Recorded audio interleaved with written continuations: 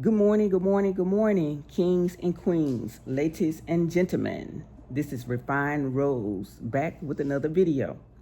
Hey, listen, if we see our abuser push his dad through a wall, his disabled, frail dad through a wall, and nobody in the family says anything, especially his brother that lives there, be leery. That's a red flag. And if our abuser is starving us out financially, won't even put a pack of chicken in the house when chicken wasn't as high as it is now, won't even put a pack of cheap chicken in the house, but instead he will take your money from however way you're making it. In my situation, he took my VA and Social Security to go help his homeless son on the street with 4 dogs. His son's dog's rib cages were showing. So he took my money and went and bought bags and bags of the most expensive dog food because his son didn't want the cheap dog food. And let's say you're making good money and he wants you to buy him a house, and he never did have a house on his own, but he wants you to buy a house. That's a red flag. And in my situation, I did buy my husband a house. He wanted me to buy him a house, so in turn, he can move out of his apartment and move his homeless son into the apartment with 4 dogs with their rib cage showing, and with this woman that they praised because she was non-black. And he eventually, after trying multiple times, eventually got her pregnant, staying in my husband's household, and could not take care of the baby. But my husband and some of his family members sing praises to him, praising him, letting him know that this is okay because she's non-black, so we can cope more with you being homeless because she's non-black. And I'm like, this is delusion. This don't even make any sense. They can't even take care of themselves, let alone bring another baby into this world, whether the baby is going to be non-black. And that's delusion. It's going to be mixed with a black person. And y'all got 4 homeless dogs. So let's just say that your husband want to be captain, save family members, even when they're not asking.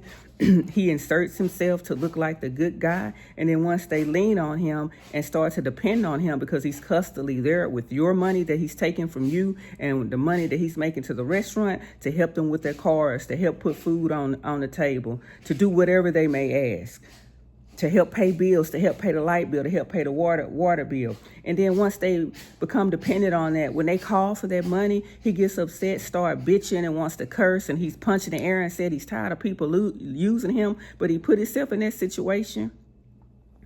Or let's just say you have a truck.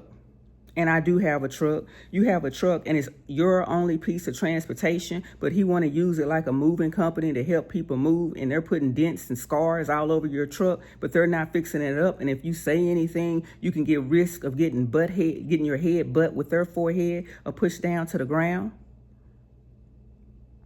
This is a terrible thing to be in. I saw all those red flags in the beginning, and I thought maybe he could change, and maybe I can love it away, show him enough love, and maybe I can talk to him. He would change. It didn't get anywhere. It got worse. Or let's just say we have a support group that they're trying to dismantle, and someone comes up and they speak to us, as it did in my situation. One of the people in my support groups, they came up. When I say support groups, I'm just talking about friends and family, people that we have around. They help boost our self-esteem while we're helping boost their self-esteem. And they come in and give you a hug or say, hey, how you doing? This happened before I married my husband. And he pushes this friend down who's sick and who's elderly, who's frail, and who later died, y'all. He pushed this man down to the ground because he said he didn't want the man touching me. He touched my clothes.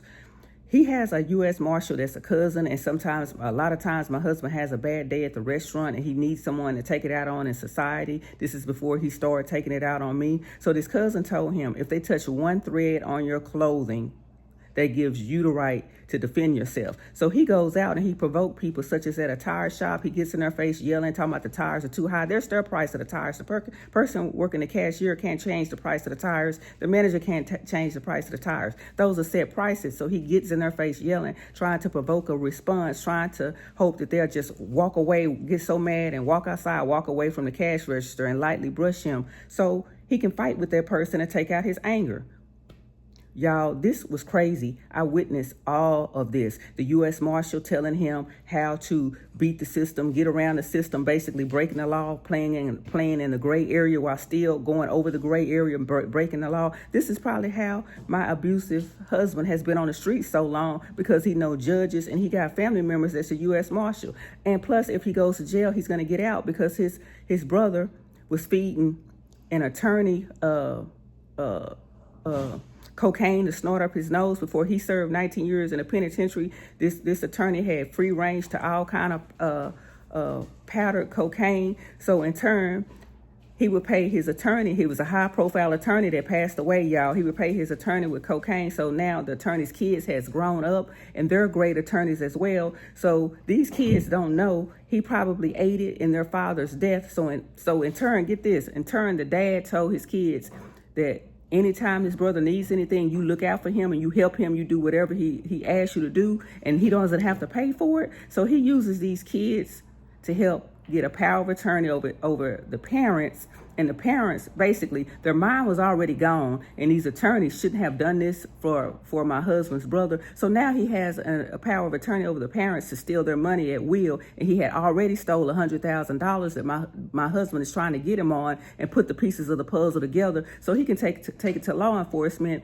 and tell them if the brother don't call for $50,000 of the $100,000 that he stole. So these attorneys are being used, and anytime my husband get mad, he can go tell those attorneys that, hey, my brother fed your dad cocaine up until the time he died. Did y'all know that? And y'all were not supposed to give my brother power of attorney over my parents without the rest of the siblings being there. See, my husband collects and gathers information to hold over people's head to later use it against them. And I should have realized the red flags in the beginning and should have ran.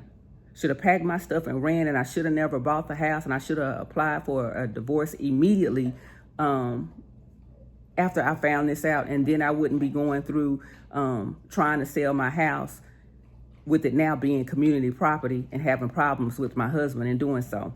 That's all I have for now. Refined Rose out. Bye for now.